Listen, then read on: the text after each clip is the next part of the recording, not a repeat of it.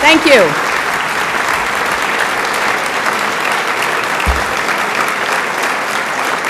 Thank you all very much.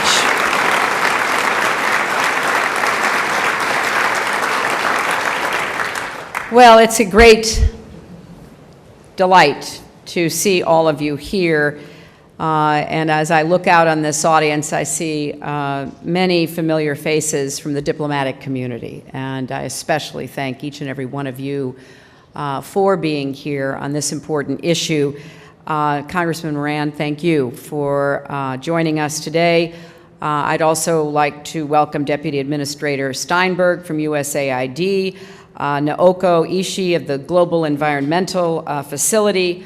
Thanks to Under Secretary Bob Hormats for his commitment to this issue, along with Under Secretary Maria Otero and Under Secretary Sonenshine and Assistant Secretary Kerri-Ann Jones, and many others here in the State Department, and particularly all of you from the conservation and wildlife community and the private sector who have been involved in this issue for many years and have done extraordinary work. Unfortunately, we now find ourselves with all of that positive effort that started 30, 40 years ago being affected by changes that we have to address at every level of the international community. Now, some of you might be wondering why a Secretary of State is keynoting an event about wildlife trafficking and conservation, or why we are hosting this event at the State Department in the first place. Well, I think it's because, as Bob Hormats has just pointed out, and as the public service announcements reinforce, over the past few years, wildlife trafficking has become more organized, more lucrative, more widespread, and more dangerous than ever before. As the middle class grows, which we all welcome and support, in many nations, items like ivory or rhinoceros horn become symbols of wealth and social status, and so the demand for these goods rises. By some estimates, the black market in wildlife is rivaled in size only by trade in illegal arms and drugs. Today, ivory sells for nearly $1,000 per pound. Rhino horns are literally worth their weight in gold, $30,000 per pound. What's more, we are increasingly seeing wildlife trafficking has serious implications for the security and prosperity of people around the world.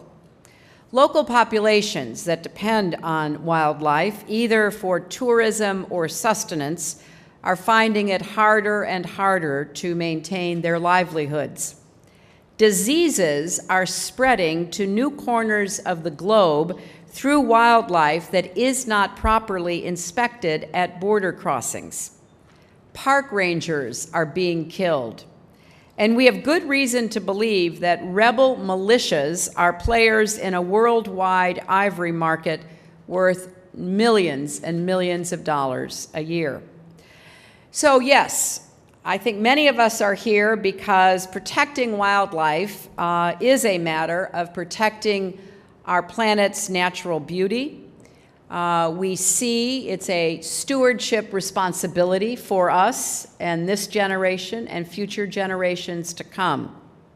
But it is also a national security issue, a public health issue, and an economic security issue that is critical to each and every country represented here. We all, unfortunately, contribute to the continued demand for illegal animal goods. Wildlife might be targeted and killed across Asia and Africa, but their furs, tusks, bones, and horns are sold all over the world. Smuggled goods from poached animals find their way to Europe, Australia, China, and the United States. I regret to say the United States is the second largest destination market for illegally trafficked wildlife in the world. And that is something we are going to address. Now, several conservation groups are here with us today, and we greatly appreciate their invaluable work. But the truth is, they cannot solve this problem alone. None of us can.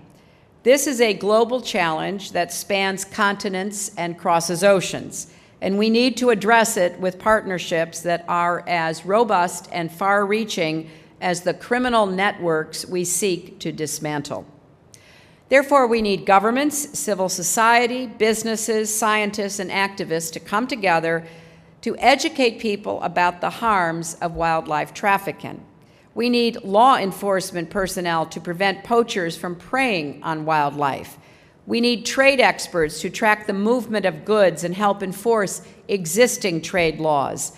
We need finance experts to study and help undermine the black markets that deal in wildlife. And most importantly, perhaps, we need to reach individuals, to convince them to make the right choices about the goods they purchase. Now, there's no quick fix, but by working closely internationally with all of these partners, we can take important steps to protect wildlife in their environments and begin to dry up the demand for trafficked goods. So with these goals in mind, the State Department is pursuing a four-part strategy. First, on the diplomatic front, we are working with leaders from around the world to develop a global consensus on wildlife protection. I spoke with President Putin, Ambassador, when we were together at the APEC summit in Vladivostok. He has been a staunch, vocal, public supporter of Russian wildlife, and I think it's fair to say his personal efforts over the last years have made the lives of tigers in Russia much safer. There are still poaching, but at least there is a commitment from the highest level of the Russian government to protect the wildlife of Russia. In fact, when I was in Vladivostok, there were posters everywhere with tigers on the pictures, on the lampposts and walls, and everywhere we looked, reminding people that this was an important issue to Russia and the Russian government. And I had the great privilege of working with President Putin and the other leaders there to make sure that the leader's statement that was issued included, for the first time ever, strong language on wildlife trafficking. Now, Under Secretaries Bob Hormats and Maria Otero have met with African and Asian leaders to discuss the immediate actions needed to thwart poachers. Next week, President Obama and I will personally bring this message to our partners in ASEAN and the East Asia Summit when we meet in Phnom Penh. We are also pressing forward with efforts to protect marine life, and last week we joined forces with New Zealand to propose the world's largest marine protected area, the Ross Sea region of Antarctica, and we hope to gain support from the international community as this important proposal moves forward. We're strengthening our ability to engage diplomatically on these and other scientific issues. Building scientific partnerships is an important tool in addressing such global challenges. That's why I'm pleased to announce our 3 new science envoys: Dr. Bernard Amede of the University of Colorado, the founder of Engineers Without Borders; Dr. Susan Hockfield, the former president and current faculty member of the Massachusetts Institute of Technology; and renowned evolutionary biologist, Dr. Barbara Schall of Washington University in St. Louis. Are these 3 scientists with us today? Are they? Okay. But I think it's working to create a scientific consensus and very preeminent scientists from across the world speaking out that is one of the important steps that we are urging partners to join with us in doing. Secondly, we are reaching beyond governments to enlist the support of people. As part of this effort, Undersecretary Tara Sonenshine, our Undersecretary for Public Diplomacy, is spearheading a global outreach campaign which we will launch December 4th on Wildlife Conservation Day. Our embassies will use every tool at their disposal to raise awareness about this issue, from honoring local activists to spreading the word on Facebook and Twitter. We want to make buying goods, products from trafficked wildlife, endangered species, unacceptable, socially unacceptable. We want friends to tell friends they don't want friends who ingest, display, or otherwise use products that come from endangered species anywhere in the world.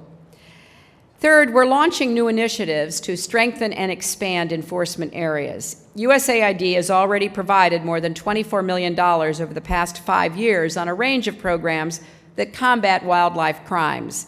Last year, they launched the ARREST program, which is establishing regional centers of expertise and expanding training programs for law enforcement. We really want to work with all of you, and we want both from countries that are victimized by trafficking to countries where consumers are the end buyers of such products. Finally, this is a global issue, and it calls, therefore, for a concerted global response. So I hope every government and organization here today will join the Coalition Against Wildlife Trafficking. That is the global partnership for sharing information on poachers and illicit traders. We'll also be convening meetings with traditional stakeholders like NGOs and governments, and with less traditional stakeholders like air and cruise line companies to discuss new potential partnerships.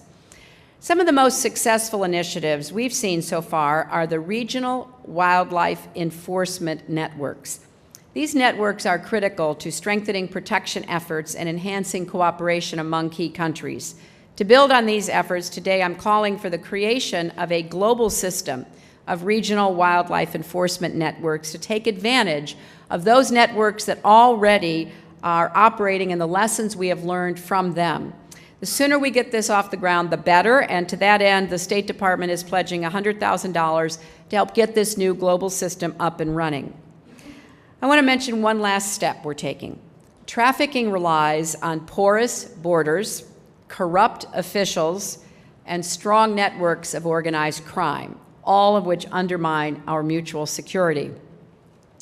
I'm asking the intelligence community to produce an assessment of the impact of large-scale wildlife trafficking on our security interests so we can fully understand what we're up against. When I was in Africa last summer, I was quite alarmed by the level of anxiety I heard from leaders. It is one thing to be worried about the traditional poachers who come in and kill and take a few animals, a few tusks, a few horns, or other animal parts. It's something else when you've got helicopters, night vision goggles, automatic weapons, which pose a threat to human life as well as wildlife. Local communities are becoming terrified. Local leaders are telling their national leaders that they can lose control of large swaths of territory to these criminal gangs, where criminal gangs can come and go at their total discretion. We know that begins to provide safe havens for other sorts of threats to people and governments. So I think we have to look at this in a comprehensive, holistic way. And there's something for everybody. If you love animals, if you want to see a more secure world, if you want our economy not to be corrupted globally by this kind of illicit behavior, there is so much we can do together.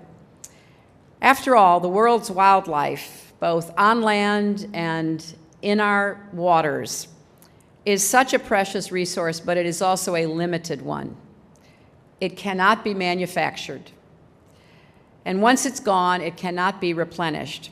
And those who profit from it illegally are not just undermining our borders and our economies, they are truly stealing from the next generation. So we have to work together to stop them and ensure a sustainable future for our wildlife, the people who live with them, and the people who appreciate them everywhere. So let me thank you all for being here. I really appreciate the turnout, and it means a great deal, and the fact that so many ambassadors are here representing their countries, and I particularly want to thank our colleagues, the ambassador from Kenya, the ambassador from Indonesia, for taking a leading role in this effort. We want to hear your ideas. These are our ideas, but we really are soliciting your ideas. What works? What can we do better? How can we make a difference? Let's put the poachers out of business and build a more secure and prosperous world for all of us, and particularly for children, generations to come. Thank you all.